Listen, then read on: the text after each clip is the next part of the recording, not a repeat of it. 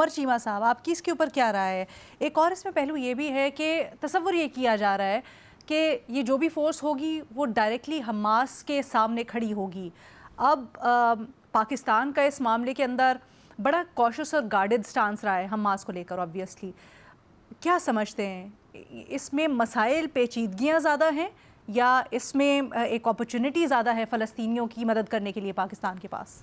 علینا اس کو دیکھنے کے دو پہلو ہے نا. ایک یہ ہے کہ ہم سارے اس کے مسائل ڈسکس کرتے رہے ہیں کہ یہ مسئلہ بھی ہو سکتا ہے وہ بھی ہو سکتا ہے. ایک یہ ہے کہ جب ہم حل کی بات کرتے ہیں تو الٹیمیٹلی جو ہماری ایک پرنسپل پوزیشن ہے اور جو ایک پریکٹیکل پوزیشن ہوتی ہے وہ بہت شاذ و نادر ہوتا ہے کہ کبھی ایک ہو. اور یہ میں صرف پاکستان کی بات نہیں کر رہا, میں ایک ریئل ورلڈ کی ایک ایگزامپل دے رہا ہوں. اب یہ ہے کہ ہم اتنی دیر مذمت کرتے رہے, کیا اس سے جو فلسطینیوں کا قتل عام رک گیا ادھر؟ وہ نہیں رکا. کیا یونائٹڈ نیشن نے آ کے ادھر کوئی جنگ بندی کرا دی؟ وہ نہیں ہوگی. آئیڈیلی یونائٹڈ نیشن کو کرانی چاہیے تھی, وہ ایسا نہیں ہو سکا. ہمیں جو ہے الٹیمیٹلی یہ ہے کہ امریکہ نے کیا ہے, اس میں باقی مسلم ممالک بھی شامل ہوئے ہیں. اب یہ ہے کہ ہمارے پاس جن چیزوں پہ ہم خدشات کا اظہار کر رہے ہیں ان کے بارے میں ہمیں پتہ ہی نہیں ہے. ٹھیک ہے, یعنی کہ ہمیں آبویسلی یہ چیزیں جو ہیں یہ ڈسکس تو ہو رہی ہوں گی. اگر پاکستان بارہا یہ بات کر رہا ہے کہ ہماری خواہش ہے کہ یہ اس کو یونائٹڈ نیشن کا مینڈیٹ حاصل ہو, تو اس کا مطلب ہے کہ ہم اپنے لیول پر یہ کوشش کر رہے ہیں. آئیڈیل سولوشن وہی ہے, لیکن کیا اس کا مینڈیٹ ملنے سے باقی یونائٹڈ نیشن کو یہ ایک لیوریج حاصل ہے کہ وہ کسی سٹیج پہ اگر اسرائیل کو پریشرائز کرنا پڑے یا کسی اور فریق کو تو وہ کر سکے؟ تو جواب جو ہے اس کا نفی میں ہے. اب جو آپ حماس کی بات کر رہی ہیں, ابھی تک جو انفارمیشن آئی ہے, اگر امریکہ سے رپورٹ ہوئی ہے اس میں بھی یہ آیا ہے کہ پاکستان جو ہے وہ بھی اس میں شامل ہوگا. انڈونیشیا کا ذکر آ رہا ہے, اس کے علاوہ آذربائیجان کا ذکر آ رہا ہے, پاکستان کا آ رہا ہے, اور اسرائیل سے بھی جو انہوں نے اپنی پارلیمنٹ کو انفارم کیا انہوں نے بھی پاکستان کا ذکر کیا کہ پاکستان اس میں شامل ہے. کوائٹ لائکلی اب میں اس کو اسپیکولیٹ ہی کر سکتا ہوں کہ جو ٹرمپ ہے کہ وہ اس کے ساتھ جو اسرائیل کی بات ہوگی انہوں نے اس پہ ڈسکس کیا ہوگا. میں آگے بڑھنے سے پہلے میں آپ کو ایک بات بتا دوں, یہ جو ریما بات کر رہی تھی نا کہ جو فلسطینی ہیں, فلسطینی جو ہیں اس پہ ان کے تحفظات ہیں. پہلی بات تو اگر دیکھا جائے نا, ان ریئل ورلڈ اس ٹائم جو فلسطینی ہیں ان کی کوئی نمائندہ جماعت نہیں ہے. جو پی ایل او ہے جو کہ ابھی وہ پیلسٹینین اتھارٹی کو پریزائڈ کر رہی ہے, انہوں نے بھی الیکشن میرے خیال 2006 کے ہوئے ہیں. یہ حماس والے جو ہیں انہوں نے بھی آخری الیکشن جو ہے نا 2006 میں انہوں نے پارٹیسپیٹ کیا تھا, انہوں نے پارٹیسپیٹ نہیں کیا. ابھی یہ معاہدہ ہونے سے پہلے یہ جنگ بندی کی طرف جو چیزیں جا رہی ہیں ابھی اس کی بھی تھوڑی بہت وائلیشن ہو رہی ہے, وہ ایک الگ بات ہے. اس ٹائم جو ایک سروے کرایا گیا تھا اس میں جو مختلف سوال تھے اس میں یہ تھا کہ اگر کوئی انٹرنیشنل پیس کیپنگ فورس آ جائے تو آپ لوگ اس کو ایکسیپٹ کریں گے. اور یہ میں بات کر رہا ہوں کہ جو غزہ میں اور ادھر ویسٹ بینک میں سروے ہوا تھا, تو اس میں اکثریت لوگ جو ہیں یعنی کہ 50% سے زیادہ ان کا یہ کہنا تھا کہ ہاں, یعنی کہ انہوں نے اس کو اپروو کیا تھا. پھر انہوں نے پوچھا کہ اس میں انہوں نے کچھ ممالک کا بتایا کہ ان میں بتائیں کہ آپ کے خیال میں جو پیس کیپنگ فورس ہے, جو ٹروپس ہیں وہ کن ممالک سے آنے چاہیے. اس ٹائم اس میں پاکستان شامل نہیں تھا. سب سے زیادہ جو جس چیز پہ بات ہوئی وہ تھا قطر. اب قطر کے پاس اتنی وہ پیس کیپنگ والی ٹروپس ہیں نہیں. اب دوسرے نمبر پہ جو بات, دوسری جو ان کی ترجیح تھی فلسطینیوں کی, وہ تھی مصر. ٹھیک ہے, مصر کے پاس ہیں. تیسرے نمبر پہ تھی سعودی عرب, سعودی عرب کے پاس بھی ایسا کوئی نہیں ہے. ٹھیک ہے, چوتھے نمبر پہ تھی یو اے ای. ٹھیک ہے, یہ 4 ممالک تو مجھے یاد ہیں, بلکہ میرے خیال 5ویں نمبر پہ اردن کا تھا. ٹھیک ہے, تو یہ تو آلریڈی ایک انہوں نے ایک پلس تو لوگوں کی چیک کی ہوئی ہے کہ یہ ہونا چاہیے. تو آئیڈیلی تو یونائٹڈ نیشن کے اندر ہونا چاہیے, لیکن اگر نہیں ہوتا تو یونائٹڈ نیشن نے تو ابھی تک انیشیٹو ہی نہیں لیا. جنہوں نے انیشیٹو لیا ہے, کیا آپ وہ چاہیں گے کہ اس کا کریڈٹ آگے یونائٹڈ نیشن کو دیں؟ باقی جو اس پہ ہو رہا ہے اس پہ اگر ہم آتے ہیں, آپ حماس کی بات کر رہی تھی. حماس جو ہے, اسرائیل جو ہے اس کا یہ اعتراض ہوتا ہے, وہ سمجھتے ہیں کہ حماس کا اور ترکی جو ہے وہ حماس کا اوپن سپورٹر ہے.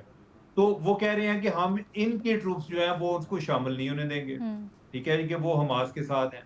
تو کچھ نہ کچھ اس طرح کے معاملات تو چل رہے ہیں، لیکن میرا خیال ہے کہ الٹیمیٹلی سولوشن اسی طرح کا کو بنے گا، جو یہ بھی ایک طرح کا کولیشن آف دا ولنگ ہے. یہ جو کنٹریز جو ہے اس میں انوالو ہوئے ہیں انہی کا ہوگا. پاکستان کی کوشش ضرور ہے کہ یونائٹڈ نیشن کے ایک مینڈیٹ کے تحت یہ چیزیں ساری ہوں، لیکن میرا اپنا اندازہ یہ ہے کہ یونائٹڈ نیشن کو جو ٹرمپ کی ایک کنٹیمپٹ ہے یونائٹڈ نیشن کے حوالے سے، اور اگر اس معاملے میں انیشیٹو اس نے لیا ہے یا اگر اس کو ہی لیوریج حاصل ہے، تو وہ کبھی بھی نہیں چاہے گا کہ یونائٹڈ نیشن جو ہے سارے عمل میں انوالو. سلیم صافی صاحب، آپ کی کیا رائے ہے؟ مختلف آراء اور بہت سے سوال ہمارے سامنے آئے ہیں، آپ کیا سمجھتے ہیں کیا درست فیصلہ ہوگا، یا بہتر کہہ لیں؟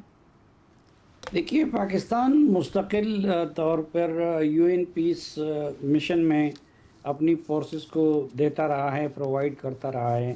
غالباً ابھی تک 29 ممالک میں پاکستان 46 پیس مشنز میں اپنا کردار ادا کر چکا ہے.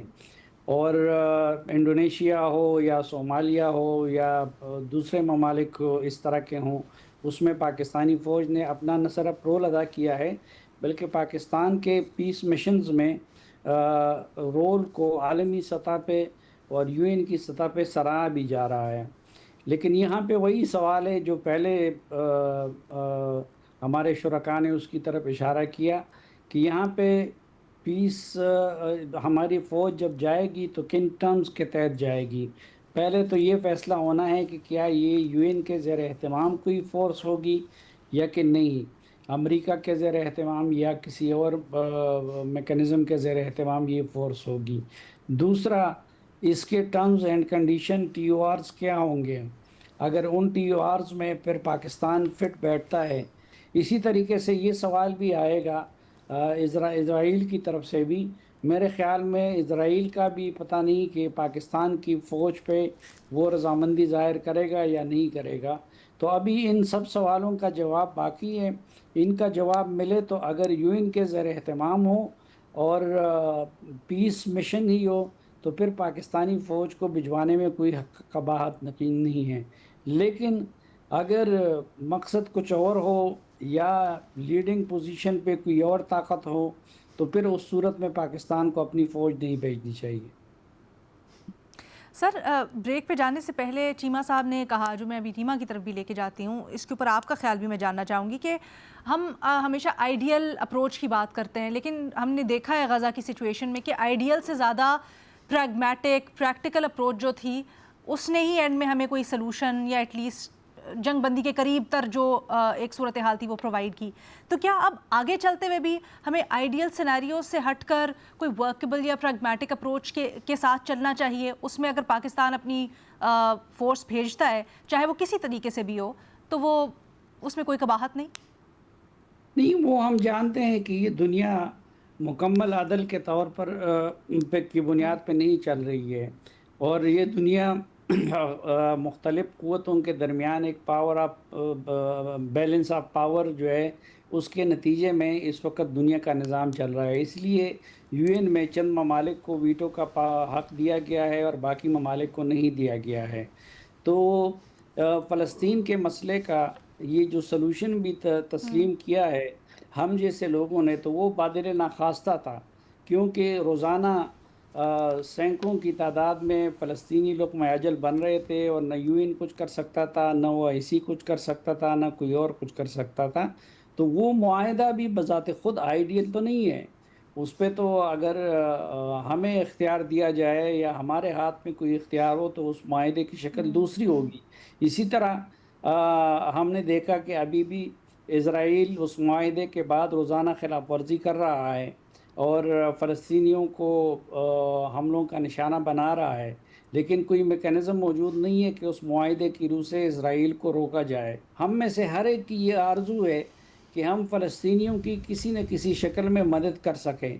تو اگر ہمیں کوئی موقع ملتا ہے مدد کرنے کا تو اس کو ضائع نہیں کرنا چاہیے. لیکن پہلے یہ تو جاننا چاہیے کہ پاکستانی فورسز کی وہاں پہ حیثیت کیا ہوگی اور کن ٹی او آرز کے تحت وہ کام کرے گی. اگر اس فورس کو وہاں فلسطینیوں کے اثر و رسوخ کو کم کرنے کے لیے اور اس کو اسرائیل کے لیے ایک سافٹ گراؤنڈ بنانے کے لیے استعمال کیا جاتا ہے تو پھر اس طرح کی فوج میں تو پاکستان کو نہیں جانا چاہیے۔ سر، فلسطینیوں کا اثر و رسوخ اس وقت ہے بھی یا نہیں، یہ بھی تو ایک سوال ہے